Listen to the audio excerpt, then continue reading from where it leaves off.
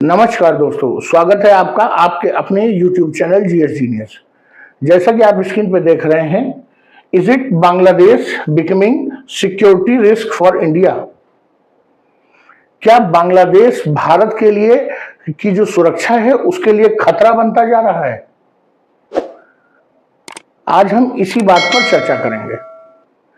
बांग्लादेश जिसके जन्म के पीछे भारत ही खड़ा है, भारत के ही कारण बांग्लादेश एज ए स्टेट का जन्म हुआ और वही बांग्लादेश आज भारत को आंखें दिखा रहा है और भारत के विरुद्ध हर वो संभव प्रयास कर रहा है जिससे भारत को चिढ़ हो, नाराज हो। जो देश में और विदेश में बैठे हुए एक्सपर्ट्स तो अब ये कहने लगे हैं कि पाकिस्तान और चीन अब उतना बड़ा खतरा नहीं रह गए हैं जितना वर्तमान में भारत के लिए बांग्लादेश खतरा है।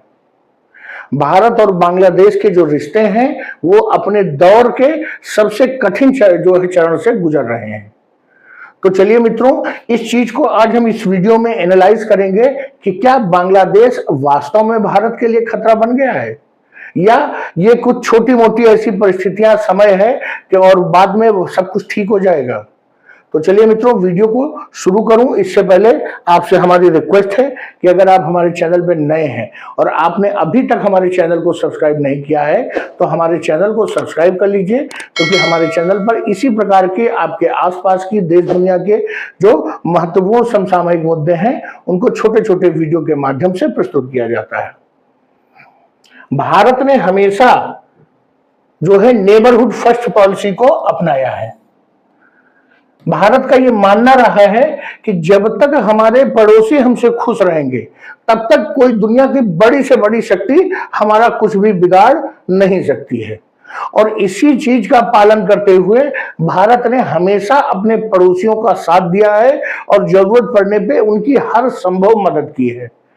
कई लैंडलॉक कंट्रीज हैं जैसे कि नेपाल, भूटान, भारत हमेशा उनके साथ खड़ा रहा है, उनके आर्थिक विकास में हमेशा कदम से कदम मिलाकर आगे बढ़ा है। लेकिन हमेशा भारत के पड़ोसियों ने भारत की इस नीति को हमेशा जो है झुठलाया है और बताया है, साबित किया है कि भारत ये जो नेबर फर्स्ट पॉलिसी को अपनाता है ये बहुत बड़ी मूर्खता है। हमेशा उन पड़ोसियों ने इसको साबित किया है। जो पूरा विश्व है, जो विश्व के सैन्य विशेषज्ञ हैं, उनका कहना है कि इंडिया चाइना छोड़ दीजिए, इंडिया पाकिस्तान छोड़ दीजिए, इस समय जो इंडिया बांग्लादेश के रिश्ते हैं वो सबसे बुरे दौर से गुजर रहे हैं और पूरी तरह से ट्रांसफॉर्म हो चुके हैं और बहुत ही ज्यादा जरूरत है कि इस पर ध्यान दिया जाए, नहीं तो आने वाला समय भारत के लिए बहुत बुरा हो जाएगा। जो इस समय बांग्लादेश में सरकार है जिसके कि लीडर है मोहम्मद यूनुस, वास्तव में ये चुनी हुई सरकार नहीं है। जब शेख हसीना ने इस्तीफा दे दिया था, भारत भाग आई थी, उसके बाद से वहां पर एक अंतरिम सरकार है। अगर उसको सरकार क्या कह लीजिए, भीड़ तंत्र कह लीजिए।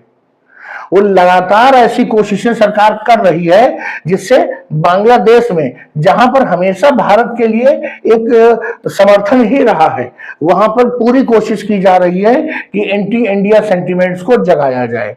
इसके अलावा जो बांग्लादेश के माइनॉरिटीज हैं, वहां पर रहने वाले हिंदू हैं, बौद्ध हैं, क्रिश्चियन हैं, उनके खिलाफ लगातार हिंसा की जाए और जो बांग्लादेश में इस्लामिक कट्टरवाद इसको बढ़ावा दिया जाए और भारत के जो अनफ्रेंड नेशन हैं, जिनके साथ भारत के बहुत अच्छे संबंध नहीं है, जैसे कि चीन और पाकिस्तान, उनसे दोस्ती की जाए। ये बांग्लादेश सरकार लगातार जब से अस्तित्व में आई है प्रयास कर रही है। बांग्लादेश ने अब यह साबित कर दिया है कि आप उसको चाइना और पाकिस्तान से कम नहीं आंक सकते हैं। भारत जब भी विवादों का विषय आता है तो भारत हमेशा कहता है कि हमारे लिए सबसे बड़ा खतरा चीन है। चीन के पहले भारत पाकिस्तान को सबसे बड़ा खतरा मानता था, लेकिन अब कुछ परिस्थितियां ऐसी बदल गई हैं और ऐसा लग रहा है कि जितने बड़े खतरे चीन और पाकिस्तान हैं, बांग्लादेश उससे छोटा खतरा नहीं है, जिसको हमने इतने दिनों तक पाला पोसा जिस देश को, जिसकी मदद की, जिसकी हर संभव सहायता की, जिसका जन्म हमने करवाया, वही आज हमको आंखें दिखा रहा है। बांग्लादेश इतना मजबूत नहीं है सैन्य रूप से कि भारत के साथ वो कोई युद्ध लड़ सके।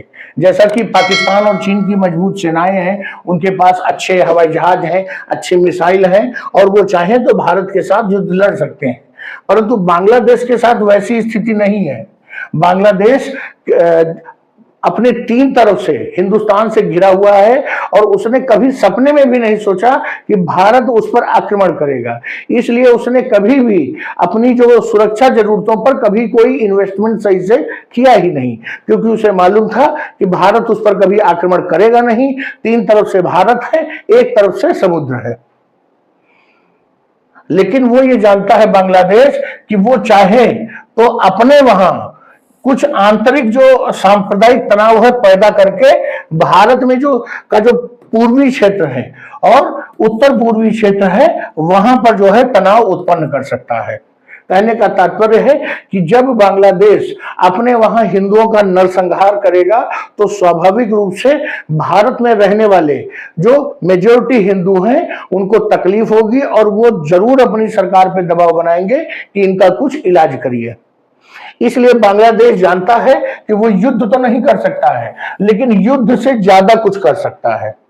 जो भारत का चिकन नेक कॉरिडोर है, जो कि एकमात्र जो है जमीनी रास्ता है, सड़क मार्ग है जो नॉर्थ ईस्ट को जाता है, वो हमेशा से चाइना के कारण जो है एक खतरे का जो है पॉइंट रहा है, चोक पॉइंट रहा है। क्यों? क्योंकि चाइना से उसकी जो दूरी है वो बहुत कम है, और ये उम्मीद की जाती है कि जब भी चीन भारत पर आक्रमण करेगा तो सबसे पहले वो इसी चिकन नेक को जो है ब्लॉक करेगा। लेकिन वर्तमान में इस चिकन नेक कॉरिडोर के लिए चीन से बड़ा खतरा बांग्लादेश है, क्योंकि बांग्लादेश की जो सीमाएं हैं वो बिल्कुल चिकन नेक से मिलती हुई हैं। वो चाहे तो कभी भी 2-4 दिन के लिए इस चिकन नेक पर गाड़ियों की आवाजाही और सड़क मार्ग को अवरुद्ध कर सकता है। छोटे मोटे झड़प के कारण भी वो यहाँ पे दिक्कत पैदा कर सकता है। अब लगातार पूरे विश्व में जो भू राजनीति बदल रही है, इसके कारण भारत ने हमेशा जो अनफ्रेंडली नेबर्स हैं, जिनके साथ भारत का दोस्ताना व्यवहार नहीं है, जैसे कि मालदीव, नेपाल कभी दोस्ताना हो जाता है, जब अगली सरकार आती है तो चीन के हाथों में खेलने लगता है। तो इनके प्रति बहुत ही जो है धैर्यपूर्ण रवैया अपनाया है। ये लोग लगातार भारत को चिढ़ाते रहते हैं और भारत शांत रहता है और जरूरत पड़ने पर उनकी फिर मदद करता है। लेकिन बांग्लादेश के केस में यह रवैया ठीक नहीं है।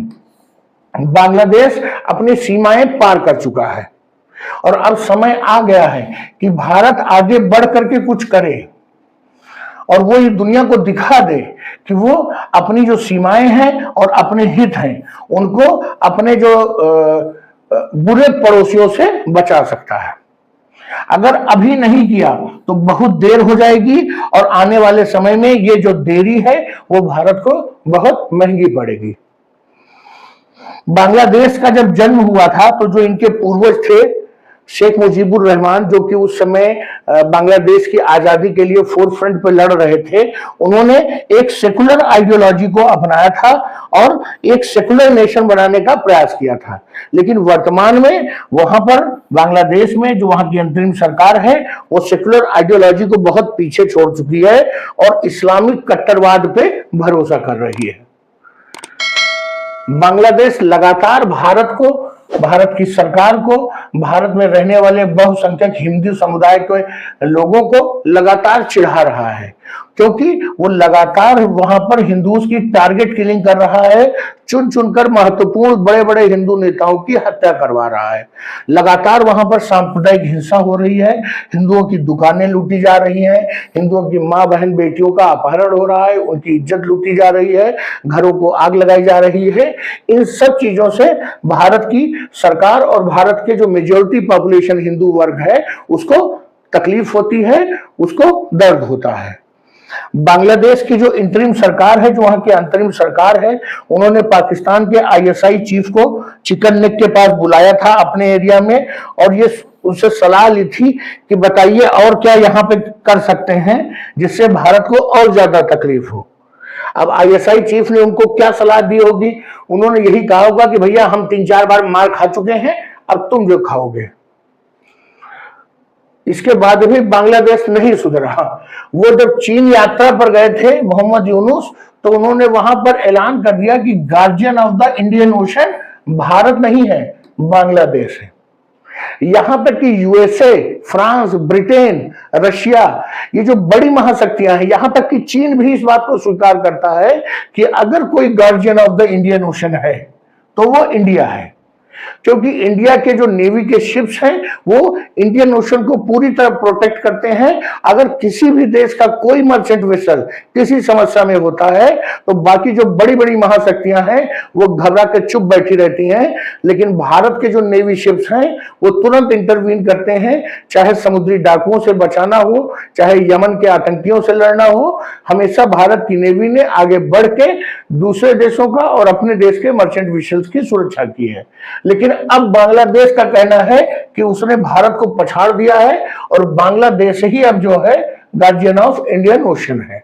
बांग्लादेश को मालूम है कि जब जब चाइनीज नेवी इंडियन ओशन में आती है तब भारत को दिक्कत होती है, इसीलिए उन्होंने चाइना को इनवाइट किया कि आप आइए और इंडियन ओशन में अपना काम धाम करिए। आप बांग्लादेश का जो वाटर है, उसके जो सी वाटर है उसमें आइए, इंडिया आपको रोक नहीं पाएगा, आइए इंडियन ओशन में ऑपरेट करिए, बांग्लादेश के साथ मिलकर के एक्सरसाइज करिए। इसके अतिरिक्त उन्होंने चीन को जो है अपना एक नेवल बेस बनाने के लिए अपना एक द्वीप जो है वो भी सौंप दिया है। एक्सपर्ट्स का कहना है कि जो भारत की वेट एंड वॉच की जो पॉलिसी है, जो उनकी स्ट्रेटेजी है, वो बांग्लादेश के लिए उपयुक्त नहीं है। अब बहुत हो गया है, ये इस प्रकार की जो पॉलिसी है वो भारत को बहुत भारी पड़ने वाली है। अगर अब भारत ने जल्दी से कोई कदम नहीं उठाया तो आने वाले समय में कोई ये नहीं मानेगा कि भारत एक सुपर पावर देश है। अगर भारत वास्तव में सुपर पावर बन चुका है तो जरूरी है कि इस प्रकार के जो शैतान देश हैं, जो शैतान पड़ोसी हैं, उनको एग्रेसिवली कोई सबक सिखाया जाए और बताया जाए कि अगर आप गलतफहमी में हैं तो हम आपकी गलतफहमी दूर कर देंगे। तो चलिए मित्रों, वास्तव में बांग्लादेश अब भारत के लिए एक खतरा बनता जा रहा है। अभी तक भारत को लगता था कि जब युद्ध होगा तो भारत को 2.5 मोर्चों पे युद्ध लड़ना पड़ेगा, लेकिन अब लग रहा है कि भारत को 3 मोर्चों पे युद्ध लड़ना पड़ेगा। एक मोर्चा पाकिस्तान सीमा पे, एक मोर्चा चीन सीमा पे और आधा मोर्चा अपने घर में। आप समझ रहे होंगे कि कौन लोग हैं जो आधे मोर्चे में आते हैं, और बचा हुआ आधा मोर्चा बांग्लादेश सीमा पे। बांग्लादेश सीमा पर जो मोर्चा खुलेगा उसको मैं एक नहीं मानता हूं, क्योंकि वो सैन्य रूप से बहुत मजबूत नहीं है। तो चलिए मित्रों, वीडियो को यही समाप्त करता हूं। अगर आपको हमारा प्रेजेंटेशन भारत बांग्लादेश रिश्तों पर जो हमने वीडियो बनाया ये आपको अच्छा लगा हो तो वीडियो को लाइक करिए, चैनल को सब्सक्राइब करिए। धन्यवाद।